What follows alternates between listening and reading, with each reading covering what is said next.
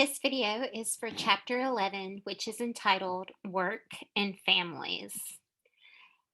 The chapter begins by discussing that when you are thinking about the concept of work, there is the work that individuals do within the family, and then work that the individuals do outside of the family.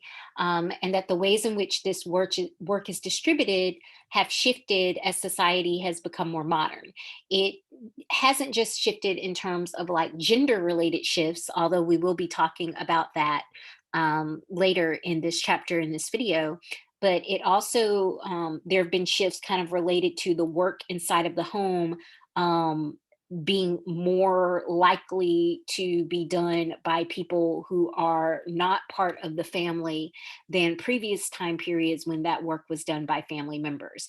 And in order to kind of drive that point home, there's kind of this extended focus on what and how we eat. And how that kind of reflects changes in family structure and the economy. Uh, and this kind of opening section ends with the point that for all the benefits that people get from their job, and there are benefits to working, not just kind of tangible, like pay related benefits, but also some socio psychological kind of benefits as well. Despite these benefits, the tensions between paid work and family obligations have only grown more severe. And this is part of why, this topic is of interest to sociologists and is of interest to sociologists who study the family in particular. And so when sociologists are looking at this intersection between work and family, they are paying attention both to the content of the work as well as the social context of the work. And so the first part of this section, or the first section in this chapter, is entitled "Work in Institutional Arenas." And from this beginning, this kind of beginning section, we get some important definitions that you see here. A broad definition of work, and then work is kind of further defined and delineated, based on whether it is care work, whether it is housework, or whether it is market work. And figure 11.1 kind of shows, the ways in which these three different types of work are both distinct, but the ways in which they intersect as well. Some important kind of distinctions that are mentioned in the chapter is that although care work and housework can overlap because both of those types of work can occur within the home, and can be a stressful element of modern family life. Compared to care work, housework is seen as being impersonal and solitary, although it doesn't need to be either of those things. And then, as I previously mentioned, one of the shifts that we've seen between, the intersections of work and family is that in increasing household, the task of care work and housework are increasingly being performed by people outside of the family, and thus it's becoming market work, like you're paying people for those housework and care work related services.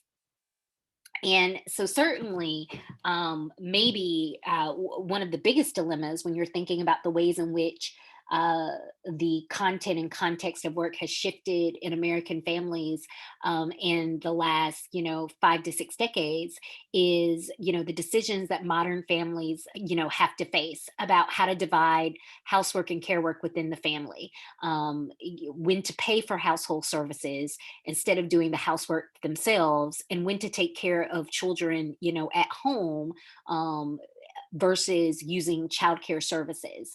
And I give you this little graph about, from the Pew Research Center that is related specifically, to the pandemic, and how one of the most stressful elements that a lot of families have faced during this pandemic is how to address childcare. Um, especially as people's jobs have maybe opened back up or are no longer allowing for telework or those types of alternative work arrangements, but schools or daycares have not necessarily opened up at the same pace or the same rate, leaving families to kind of to kind of face a real strain and burden. And so that relates to the first article that I am suggesting that you all read, which is entitled The Childcare Crisis is Keeping Women Out of the Workforce.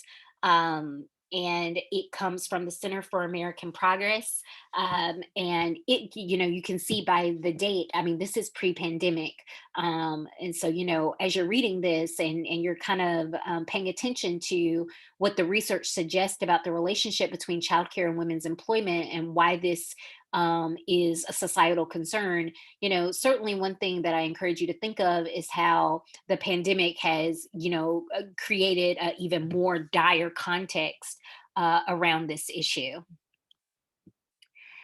Now, certainly, some of for a lot of middle class white families in particular, this tension between, how do we balance market work and care work, market work and housework, it is a more recent phenomena in the sense, if you go back to the 1940s and 50s and even the 60s, what we used to have in those types of households in particular were separate spheres. And you've had previous chapters that discuss the separate spheres, but underlying the separate spheres, men working and women staying in the home doing care work and housework, were these traditional gender roles, where it was just expected that men were going to have this instrumental role. And this is, I'm using the language here of Talcott Parsons, but men were going to have this instrumental role where they were the head of the household, they were the breadwinner, they made a lot of those types of decisions, regarding finances. And women were seen as having an expressive role, right? That they were the heart of the family. They took care of the family. They performed that care work. They made the home comfortable and pleasing to live in. And, obviously, if for a lot of people, this type of division of labor isn't possible because of cost of living, but it's also for a lot of people, also not ideal, and for women who wanted opportunities outside of the home. But we also know, through empirical research and interview data, for men, that pressure of being, the sole provider, and the kind of psychological toll that it took on them. So, there were benefits to moving away from these types of roles. But certainly, one of the primary costs is that when we had the separate spheres and you had one partner focused solely on market work and the other partner focused solely on care work and housework, it allowed for specialization. The problem that we now face, where you now have in a lot of families, both parents working and in increasing numbers, both parents even working full time, that housework and the care work still needs to get done. And they haven't gained more hours in the day. So the question now becomes, who is going to do that? And so, in order to kind of understand this shift, this gendered shift in the world of work, it's helpful to just kind of look at some broader statistics. In 1900, 1 out of 5 women worked for income, and today 58% do, most of whom are full time. This includes women that have children, even young children. 60% of women with children under the age of 3 work, 65% with children's ages 3 to 5 work, 73% of women with children's ages 6 to 17 work. In a little over half of all married couples, both people are working for income. But yet, work is still viewed through this gendered lens. And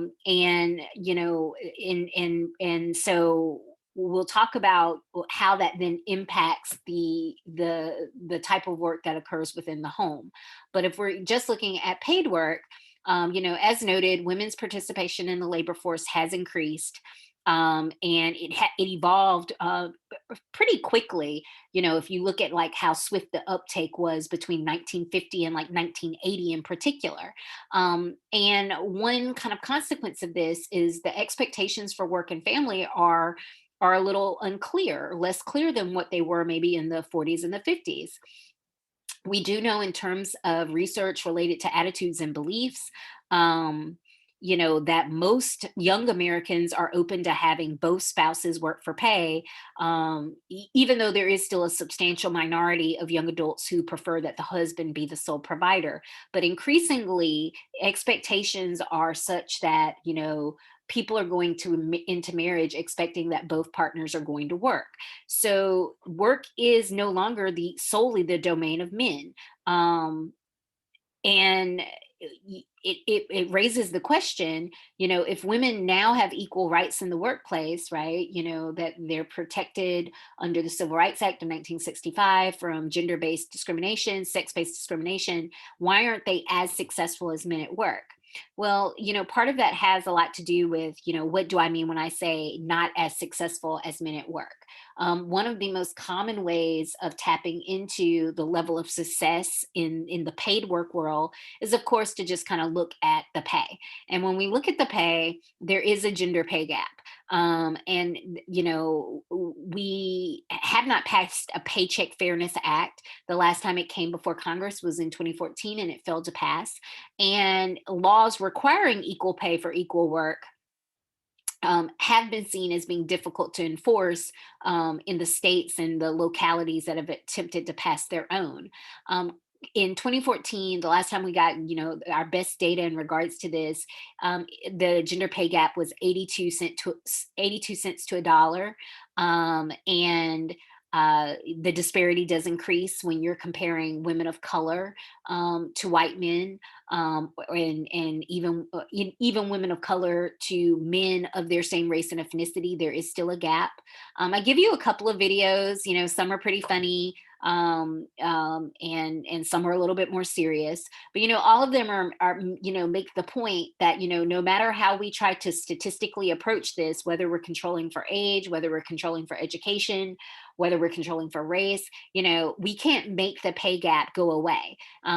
At best, we can get it down within a few cents, if we control for, age and education level and type of job, and whether or not there's presence of children in the home.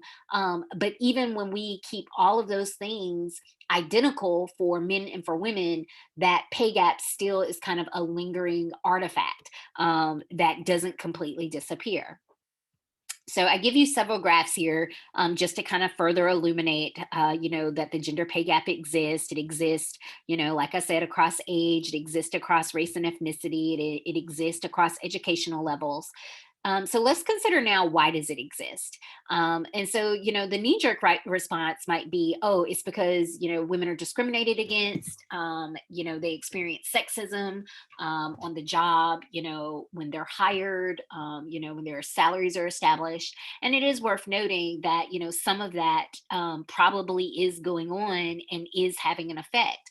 But the kind of largest contributing factor, and the one that Cohen focuses on, is occupational gender segregation. And we'll talk about that one in a little bit more detail. And then motherhood penalty also comes into play there. And we'll talk about that one as well. So, occupational gender segregation is basically just the idea that men and women predominantly have jobs in separate occupations. They specialize in different fields. And, like, so an example would be like men in engineering, women in nursing, men in construction, and women in early child care, or early childhood, care services.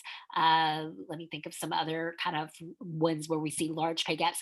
Dental hygienists, that's an extremely gendered job where overwhelmingly it's women. And then, obviously things like auto mechanics, Airline pilots is another job that has a high amount of occupational gender segregation. And so, you have a chart there that kind of looks at the percentage of jobs by male or female in terms of pay. And you'll notice that for a lot of our highest paying occupations, men are overwhelmingly represented. And for some of our lowest paying occupations, women are overwhelmingly represented. And so 1/3 of all women who work are actually concentrated in 10 occupations. And the kind of work that most women do is often closely related to the work that they traditionally performed within the home. It's related to care work, taking care of people, whether it's children like daycare workers or elementary teachers, whether it's, taking care of sick people like nurses, whether it is, preparing food or, in hospitality, cleaning, you know, so they're engaging in that type of work that is associated with women because it's the type of work that women have traditionally done within the home. And these jobs tend to be lower paying. And there's research that suggests that about 90% of the explanation for the wage gap does lie in this prevalence of sex segregation within jobs. So, what are the causes for this gender job segregation? Some of it has to do with cultural beliefs that we are raised and socialized to believe that some work is acceptable and appropriate for men and some work is acceptable and appropriate for women. And this encourages, the jobs that we encourage young men and women to pursue. It encourages the likelihood that, who hiring manager will hire if both a man and a woman both apply for the job. So these kind of cultural beliefs, they kind of shape the gender segregation that we see in occupations. Different experiences individuals bring to the workforce. So first of all, in terms of skills, because a lot of the jobs that women go into are related to the work that they've done in the home, that they've seen their mother do in the home, that they perhaps were expected to help her with, like babysitting or cooking or cleaning, then they have those skills, that those are the skills they have when they then enter the job market versus, if a young boy grew up like helping his father with cars or helping him build things, then he's going to have a higher level of skill in those types of occupations that call upon that type of manual labor. There are practical aspects of the job that make it more or less likely to be appealing to women. Jobs that oftentimes require long hours or late hours or lots of travel for a lot of women, especially if they are thinking ahead or they already have families. This is hard to kind of balance with their family duties, and we'll talk about more about how women are still expected to be what we call the primary parent versus men. Not that they don't love their children and take care of their children, but they are less likely to be held back by the expectations related to parenting when it comes to pursuing jobs that require long hours or late hours or travel. The role of job prospects and pay. So, certainly, one thing that has led to some jobs remaining predominantly women is the fact that those jobs don't pay very well, which discourages men from entering into those fields. Because, once again, there is still this lingering cultural expectation and belief that men are supposed to, if not be the sole providers in their families, at least make more money than their wives, be the primary provider. So some jobs remain predominantly women because men do not want to enter into them. And then, as I mentioned, there are discriminatory practices in hiring and promotion. And then another kind of danger sometimes of being the only woman in particular, but this can also be the experience for men as well. But when you are one of the only of your gender at your job, you might have experiences with sexual harassment that make the job hard or impossible or dangerous or uncomfortable to do. So all of these things kind of contribute to the ongoing occupational gender segregation that we see in the world of work. Which brings me to my second article that I am asking you to read. And this is about men who enter into female dominated jobs and how, the recession kind of pushed men into considering these jobs. And so the authors, they discuss the factors that contributed to men entering into female dominated fields. As you're reading the article, consider what their experiences are like in regards to both practical concerns like pay and benefits, and then more sociological, that says concerts, but it should say concerns, like social status, and even stigma. And so now we go into the second part of the chapter, which really is focused on the division of labor and work that occurs within the home, housework, and childcare. So, your book notes that the women's movement into the workforce certainly increased their independence and their incomes. But it also represented more work for them because they were still stuck with what's called the second shift. And we'll talk more about that in an upcoming slide. Men's employment patterns haven't changed that much. So, it's not like when women started working more, that more men's, started working less. The percentage of stay-at-home fathers is small. It's larger than what it was 50 years ago, but it is still extremely small. That is still a fairly rare status, for a lot of men to have, particularly for anything more than a year. So what does that mean in terms of so men are still working in large numbers. So what does that mean in terms of their role at home? Are they doing more housework and childcare? Or are they still leaving the majority of that to their wives, their girlfriends, their mothers? And so now that we don't have this, in most families, the assumption of traditional gender roles and separate spheres, is no longer the prevalent assumption going into a marriage. So men and women now really must talk and consider and figure out how they're going to balance paid work, housework, and childcare. And so, certainly, how we study how people make these decisions.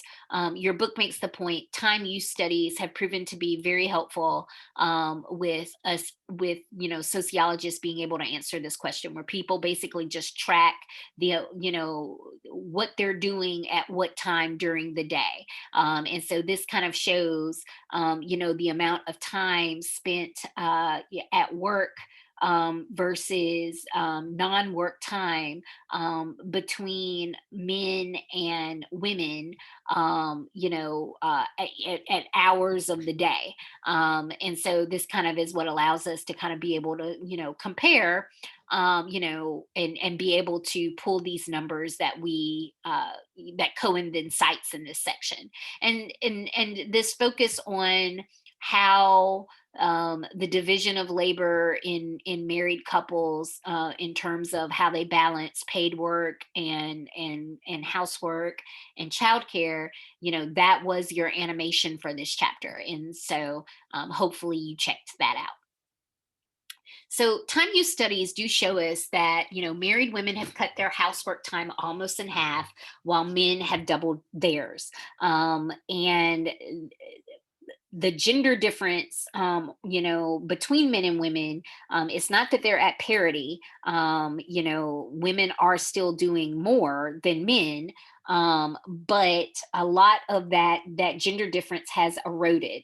But your book notes that also is because the amount of time that people are spending on housework has just declined, comparative to, earlier time periods. And some of this is related to technology. Some of this is related to, like I previously said, the market, um, having services that cut down on the amount of cooking and cleaning done by family members. Um, in terms of childcare, women still do more than men, but once again, it's a smaller disparity than what it was in the past. Women now do 2 times as much childcare as men, compared to 4 times as much in the past. Although, unlike housework, both men and women are spending more time on childcare than previous decades. And this probably relates to shifts in ideology, particularly the shift from natural growth to concerted cultivation parenting, and the rise of, the intensive mothering, intensive parenting ideology, both of which are concepts that we've discussed in earlier chapters. So Cohen notes there are 3 factors that account for why women still do more. And, partner with the greater obligations outside of the home does less within it. And there is still, in a lot of homes, there is still, men are still more likely to work more hours for pay.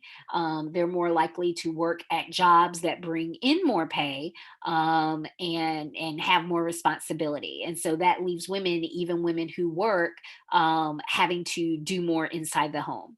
The partner with more resources is likely to have the upper hand in negotiations and thus are able to do less of it. Once again, that, which partner gets paid more, brings in more.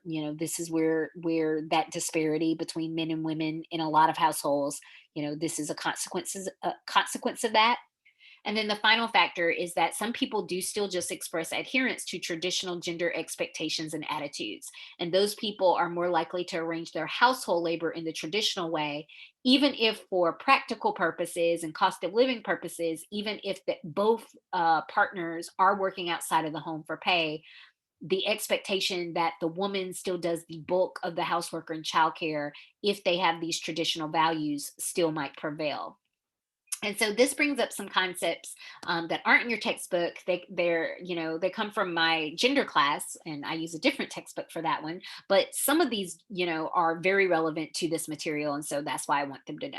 So marital roles is just what is expected of marital partners, and particularly if we're thinking about this from a heterosexual married couple lens, we can talk about this in terms of wife work and husband work. So, what do we expect of men, husbands, and fathers? And what do we expect of women, wives, and mothers? And a lot of these expectations are still kind of, due to socialization, they're still much more traditionally gendered.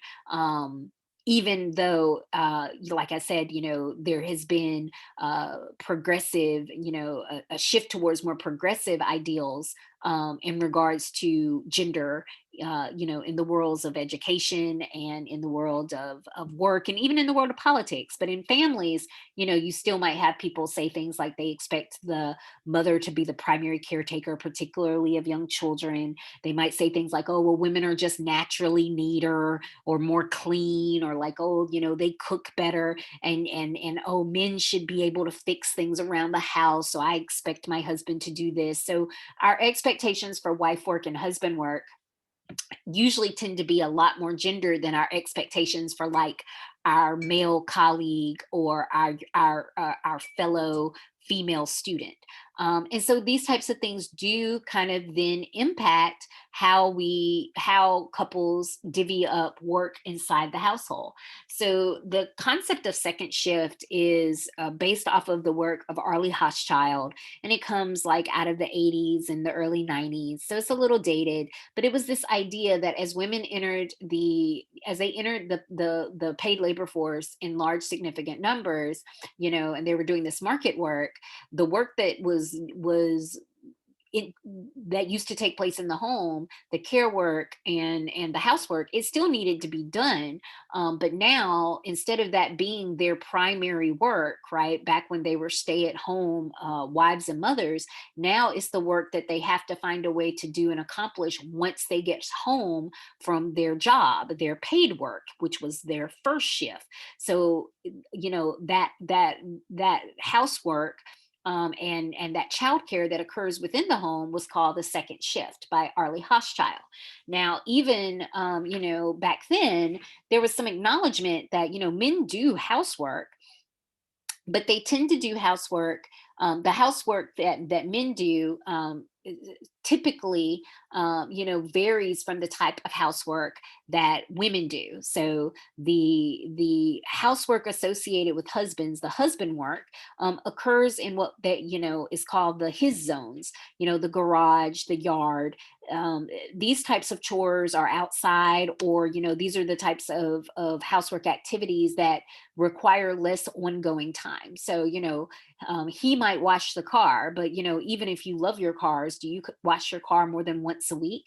Or he might take care of the lawn. Once again, even if you're very proud of your lawn, this might be a once or twice a week activity at most.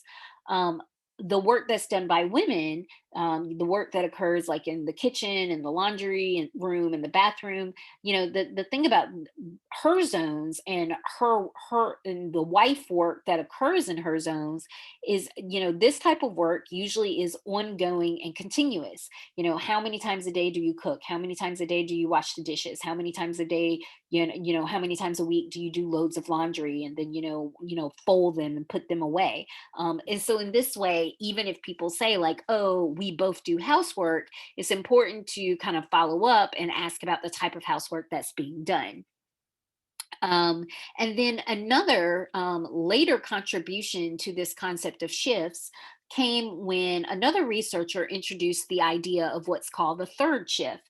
And this is the work that occurs within the house that's less housework, but is more just like the management and the logistics of running a household. Things like making sure that, the bills get, paid, whether that's setting up the online payment schedule, or back when people used to have to like mail off payments, putting the payments in the mail, doing things like setting up doctor's appointments for the kids and the family members, doing things like, if someone has to, if the internet is messed up, who's gonna call and be on the phone with Spectrum, and then who's gonna wait for the person to come out and fix it. And research suggests that it isn't just women do more in the second shift, but a lot of those types of third shift activities in a lot of households are also done by women. Um, and this gap between the amount of time that women spend on second and third shift versus first shift activities, it increases if there are children in the household, because children tend to just increase the amount of work involved, both in terms of like the activities that you would have been engaging in even if there were no children in your household, things like cooking and laundry. But now, of course, you have even more people to cook for, even more clothes to wash, and those clothes get even dirtier faster. But then there are some obviously childcare activities that increase the amount of time and the amount of demands in the second and third shift that are unique to having children.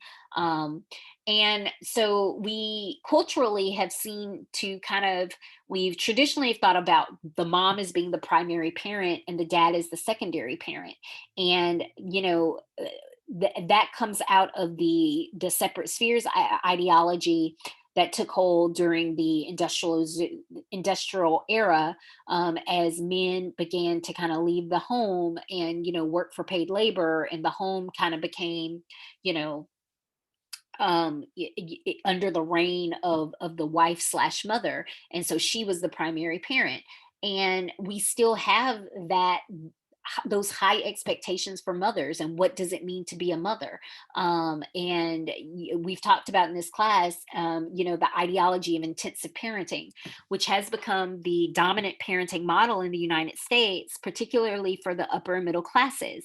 And so this ideology, of course, pairs very well with the child rearing ideology of concerted cultivation. Both of these ideologies permeate parenting resources, with covert gendered messages regarding who is expected to be doing the bulk of this work. Um, and so, due to these ideologies, a lot of women face this double bind, where in order to provide a middle class, stable, activity filled, life for their child, they have to work, but then they're also supposed to be doing all of these things inside the home, making nutritious and delicious meals, sewing homemade, Halloween costumes, being at all the plays, being at all the games, and that is a competing set of demands that oftentimes it literally just is impossible to be able to do both well. Fathers have up until recently been largely painted as what we call secondary parents.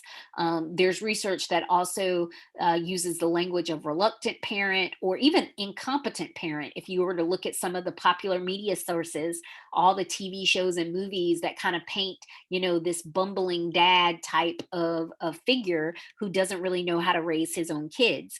And so this has remained the kind of dominant model of fatherhood, even as we have been pushing back on those kind of past ideals that said all it takes to be a good father is to be a good provider. Not only did that gender role put a lot of stress on men who were not able to provide, but it limited men's ability to form close bonds with their children, and this is oftentimes one of the most expressed regrets by older men who were parenting in the 40s and the 50s and the 60s.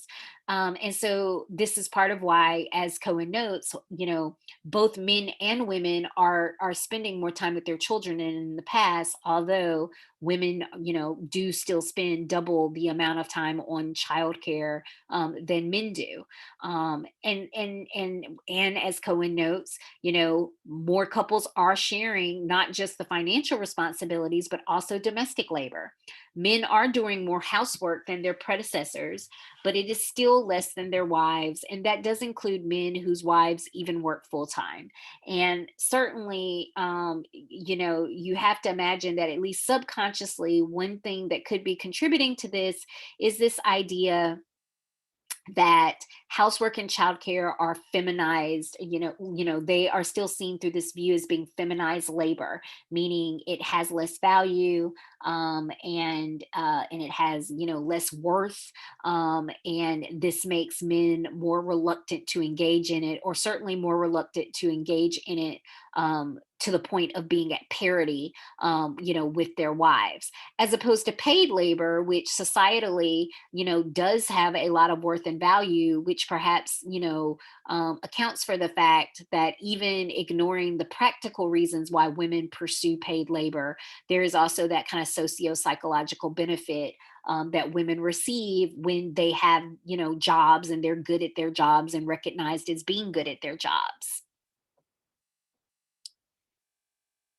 And so I've mentioned these terms sharing and specialization, but before I leave this chapter, just because this is language that's not necessarily used in your textbook, I just want to make sure, you know, it is that sharing model that more couples are having to figure out, because now men and women are sharing the responsibility for market work, which means they have to figure out, as individual couples and families, like, how are we going to balance the fact that we both are working with the housework and childcare that still needs to be done, as opposed to separate spheres, which is what's considered a specialization model, where you have one partner basically specializing in market labor, and the other partner specializing in household labor. And this brings me to my next article that I'm having you read. And so it's from the New York Times, and it's entitled "The Household Work Men and Women Do and Why." Um, and so this author is trying to address, the persistence in the gap in housework between men and women. And some of her ideas are supported by Cohen, and some are kind of refuted by Cohen. And so for this one, I'm just kind of asking you to consider, based on your own experience, who are you more inclined to believe, slash agree with?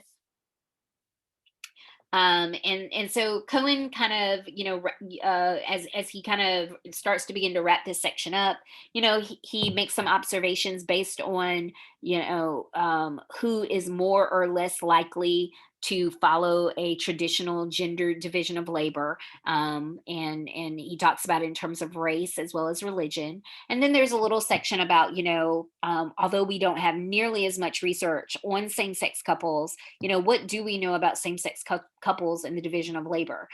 We know that they share their housework more equitably than heterosexual couples, especially among lesbian couples. And that's because they have more explicit communication where they really do have to talk about it, and they can't necessarily rely or fall back on stereotypes about his wife work and husband work, his zones and her zones. And so that contributes to the more equitable division of labor as well. And so the next article I'm asking you to read is related to the division of labor in same-sex couples. It's a pretty straightforward little article, and it basically just talks about some of the distinctions between homosexuals and heterosexual couples in terms of the division of household labor.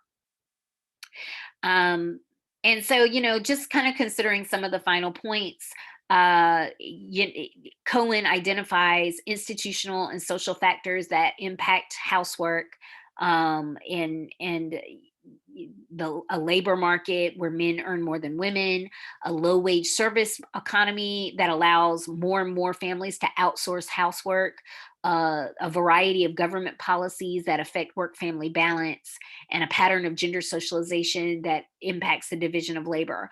All of these things are factors that exist outside of individuals, outside of individual couples and families that, do influence, their decision making, about, how to balance paid work and housework slash childcare. And so that is a quote that I pulled actually from your textbook.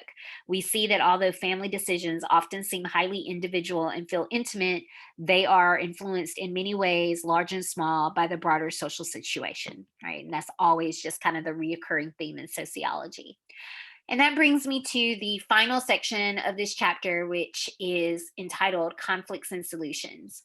So, this section begins by introducing the concept of work family conflict, which is just what it sounds like. It's the conflict that occurs when the time demands and strains or obligations of work or family roles make it difficult to fulfill obligations in either role. It harms workplaces when employers can't be productive, and it harms families by increasing the stress and hardship that the adults feel. Work family conflict is kind of further exacerbated by, of course, the number of single parents that we have in our society. As noted in previous chapters and videos, most single parents are women. And, so for those women without a high income, there really aren't enough hours in a day to earn money, do housework, and care for children. And because they lack financial resources, it also is sometimes harder for them to be able to outsource those responsibilities to service providers. Single fathers, in addition to being smaller in number, are also more likely to have higher paying jobs. Not saying that they're all like upper class and upper middle class. Just think back once again to occupational gender segregation. Even the jobs that don't require college degrees that are predominantly held by men tend to pay more than the jobs that don't require college degrees that are predominantly held by women.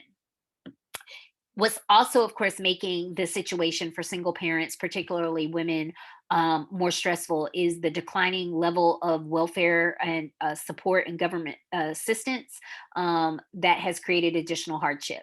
And although your book does not explicitly, use the terminology AFDC and TANF, that shift in policy from AFDC, assistance to families with dependent children, to TANF, temporary assistance to needy families, has really impacted single parents who are women. And we talked about that shift from AFDC to TANF way back when during the chapter on social class. So if you don't remember all of that kind of background and context, please refer back to that video. So, what does this mean? It means that, for single parents, particularly women, they are more likely to be poor. And this is a primary contributor to the feminization of poverty, which, if you recall, just really speaks to the statistical likelihood that families that are headed by single women are much more likely to be impoverished than families headed by single men and families that are headed by, partners. And a lot of this, once again, can just be traced back to that occupational gender segregation, particularly in regards to the types of jobs held by men and women who don't have higher education. Um, the jobs that are traditionally associated with women who lack higher education, we call pink collar jobs. These are jobs like domestic workers, CNAs, and waitresses, and they tend to be more associated with the working poor level in terms of wages and benefits. While the jobs that men who lack higher education traditionally hold, um, jobs like construction workers, plumbers, auto mechanics, they tend to be more working class or even lower middle class in terms of benefits and wages. And so, in this way, this kind of explains why single mothers are more likely to be impoverished than single fathers. Um, and it is, the experience of single motherhood is tied to the availability of financial resources, because as we've discussed in a previous chapter, there are more single women of with higher education, with higher paying jobs, that are becoming single mothers, either by choice or because of divorce. um, but those women do not necessarily face the same level of hardship because they have financial resources to turn to. A lot of the stigma around being a single mother comes from the perspective of looking at single motherhood through this lens of not just social status and social class, but also race. It's been racialized, where racial minorities are associated with single motherhood. And then, especially if you're talking about young single mothers, then also sexual deviance, because we talked about that in the sexuality chapter, that has been historically seen as a form of sexual deviance, having teenage, early sex. So all of that just means that uh, whether you are a single parent, particularly a single mother, or whether even if you're married, as more families are following that sharing model, or the single model, that means it's harder for them to uphold in the workplace what's called the ideal worker norm. The ideal worker norm is this idea that a worker can basically be totally dedicated to their job, particularly during working hours, right? That they aren't thinking about the home, that there are no demands on their time, that's happening during that time from the home. Um, and so traditionally, because fathers were conceived of as being primarily just breadwinners, that means that men were most likely to be associated with the ideal worker norm, and mothers were seen as not being ideal workers by the very nature of them being mothers. That the idea that they would have to take off time and give birth and take care of their child, and even as their child gets older, that they would always, to a certain extent, be expected to be on call if the child has any problems at school or gets sick or needs to go to the doctor, or and even just kind of psychologically, that expectation that as the primary parent, that they're going to be constantly kind of concerned about their children in a way that fathers were not expected stereotypically to be. And so fathers were not, being a father wasn't seen as being a hindrance to being a worker, but being a mother was seen as being a hindrance to being an ideal worker, which is why women oftentimes face what's called a motherhood penalty on jobs, while men traditionally, but this, during the recessions, the last few recessions, this has become less so, but men have received what's called a fatherhood premium.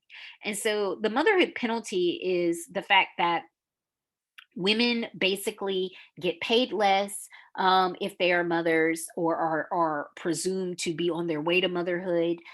They receive less promotions and raises, and so they lose earnings because of this employer discrimination, because employers expect that they are not going to be ideal workers.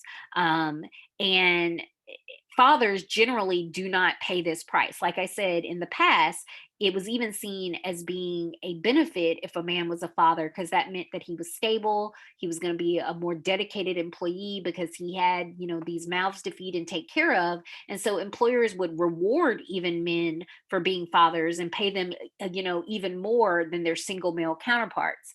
As I've noted, as we've gone through the last couple of rounds of recessions, the fatherhood premium has kind of fallen out of favor, but the motherhood penalty still is holding very strong. Related to motherhood penalty and fatherhood premium are two terms you maybe have heard: mommy track and daddy track. Now, this differs from motherhood penalty and fatherhood premium because this isn't explicitly about pay. This is more about, how employers see, your path in the organization, in terms of raises and promotions and, moving you into management and upper level management.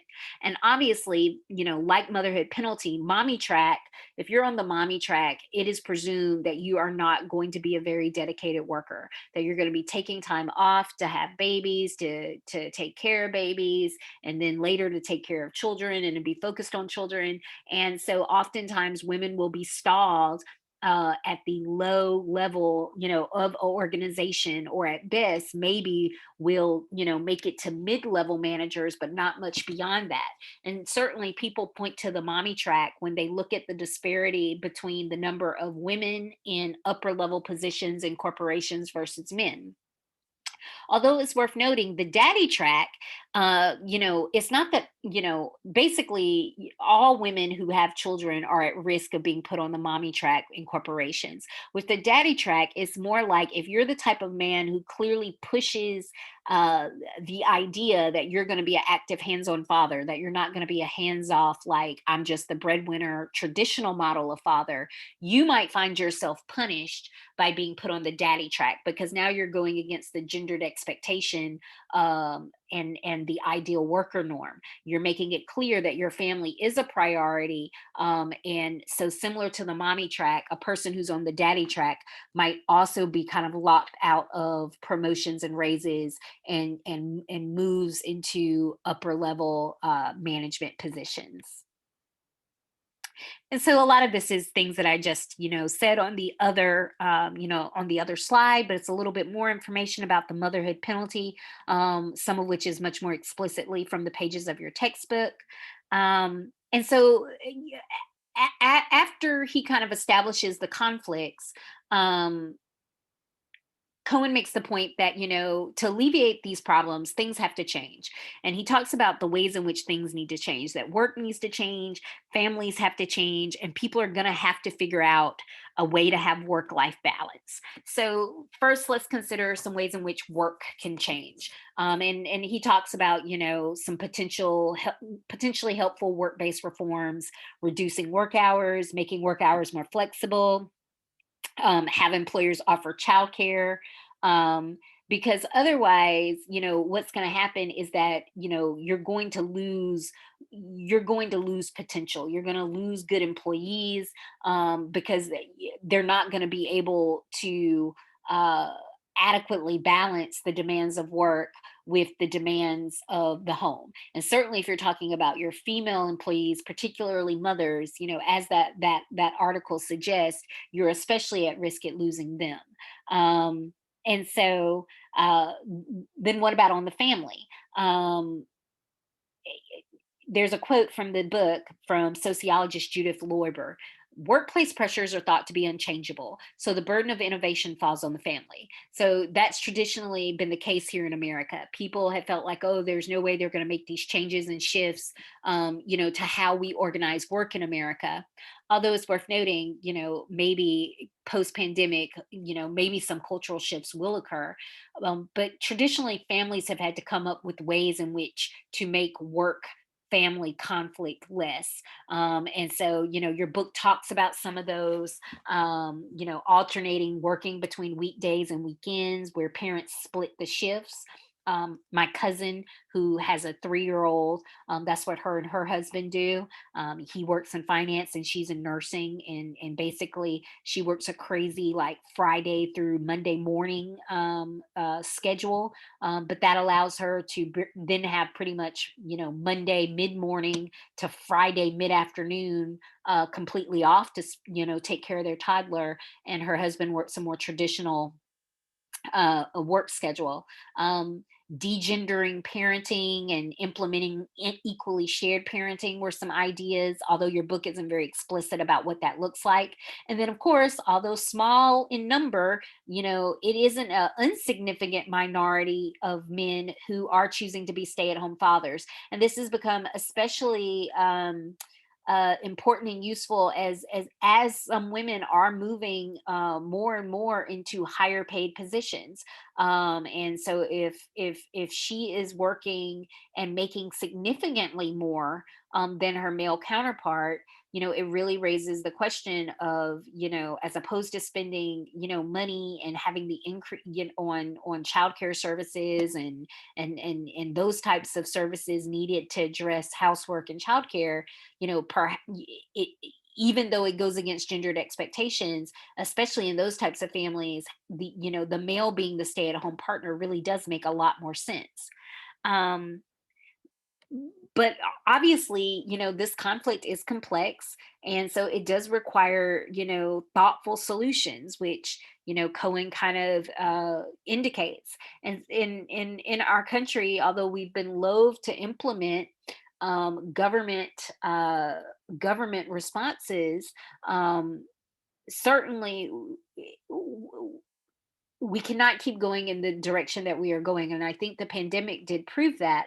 And so there probably is some need for government action in regards to, not just shifting kind of the culture of work, but also kind of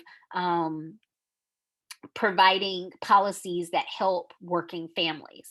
So let's consider what policies exist in America for working families. And the good news is you aren't going to have to memorize a lot because very little exists. There is no federally mandated paid maternity leave, let alone paternity leave, and this makes us at odds with most of the world. Only 9 countries in 2015 did not have paid maternity leave. As you can see, most countries in Europe don't just provide leave, but they provide relatively long leave. Paternity leave, paid paternity leave is less popular globally, but once again, you do see Canada and Europe offering paid paternity leave. States and individual businesses can enact their own laws and policies, but there is no federal level legislation. And let me emphasize that because California was one of the first states to implement paid maternity leave in their state. And so I always get students that want to argue this point with me. And all I can say is if you got paid maternity leave in the state of California, don't pick up and move to like 40 uh 6 of the other states, because there are no such policies that exist at the state level in most of the states in this country. And that's what I mean when I say there is no federally mandated policy. It is up to individual states, it is up to individual private businesses if that is a benefit that they want to provide. Really, the only thing we have at the federal level is the Family and Medical Leave Act, which you maybe know by the acronym FMLA. It was passed in 1993. And it basically has protected leave for up to 12 weeks, meaning you can't lose your job. However, it's unpaid. So, how much of it you take really is dependent upon how long can you go without a job. And so, for the number of American families that are living paycheck to paycheck, FMLA is better than nothing, but it isn't much better than nothing. Um, and so, another kind of point that Cohen makes about what the government maybe should consider providing is, of course, related to childcare, because securing high quality, affordable care is a problem for almost all families. And the cost of childcare has really skyrocketed in the last couple of decades. And so, you can see that there are arguments being made about providing, state funded or government funded daycare. There's talk about starting school a year early and basically providing what they call universal pre-K, and all of this is meant to kind of address the fact that children are families are struggling financially to provide this care. Children are receiving very unequal early childhood education opportunities because a lot of it is based upon, the level of resources their family has, and thus the quality of daycare that they can secure. And then, of course, children are also, particularly poor children, are being placed in very vulnerable situations where they're being cared for, by private individuals in their homes, sometimes family members, sometimes not family members. But once again, within these homes that are not, necessarily state inspected or not necessarily safe, they are at greater risk of child abuse and neglect, as opposed to daycares, a topic that came up, of course, in an earlier chapter. So all of this is why the government is considering, passing legislation to address this need for care. Cohen makes a good point that, although no one is talking about it, the other kind of stress and strain that a lot of families in today's society are facing is that, as people enter middle age and their parents enter older age, and perhaps are requiring greater amounts of financial assistance as well as like daily care and help with activities. This also increases the stress and strain associated with work family balance. And nobody is talking about what type of assistance do families need to provide elder care. Although, once again, worth noting that there are some services available, and some assistance, government assistance available in the state of California for people who are taking care of elderly relatives, disabled relatives. In addition, to what the federal government provides in regards to disability, California provides additional assistance as well. So all of this is just saying, that something has to be done. And I've mentioned the pandemic several times, obviously, because it's still looming so large in the lives of so many people. And so this is the last article that I'm asking you to read. But it's basically, once again, just addressing how childcare has become very difficult to handle during the pandemic, and what people are saying that they need, and in order to make this more manageable, and just see if you can kind of align some of the observations made by Cohen, in regards to some of the kind of complaints and concerns that come up in this report. Final point is, because bureaucratic structures, especially the federal government, a large kind of bureaucracy, it can just become entrenched with party politics, and policies don't get passed even when people desperately need them. So what you're seeing is basically policies being passed at the state and local level, which is where your book notes there were some important policy innovations that have emerged, in regards to that family conflict, work family balance. And so, whether it's New York City implementing a preschool program, or like I said, California being the first state to implement a paid leave program, and then a few other states, following. There have been these local policy successes, of course, yeah, which is great if you live in those areas. But in a country as large and populous as the United States, obviously there is still a need for federal policy, is just proving to be a lot slower to create change at that level than the changes that have been created at local and state levels. And so that is it for chapter 11.